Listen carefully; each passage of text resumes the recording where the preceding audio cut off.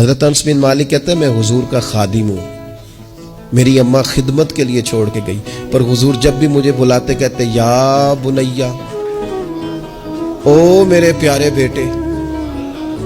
یہ خادم ہے گھر میں، بچہ خدمت گزار، اسے بھی او پیارے بیٹے، اور پاس بٹھا کے نصیحتیں کرتے حضور، کہتے دیکھنا صبح اس حال میں کرنا کہ بغض نہ ہو کسی کا، انس میرے بیٹے یہ بھی میری سنت ہے۔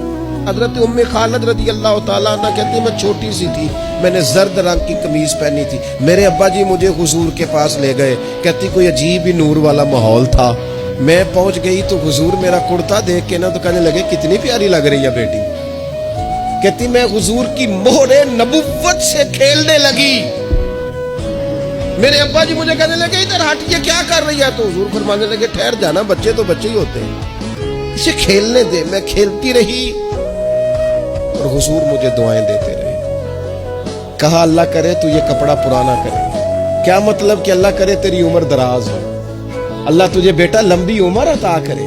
حضور بچوں کے ساتھ محبت کرتے، ان سے پیار کرتے۔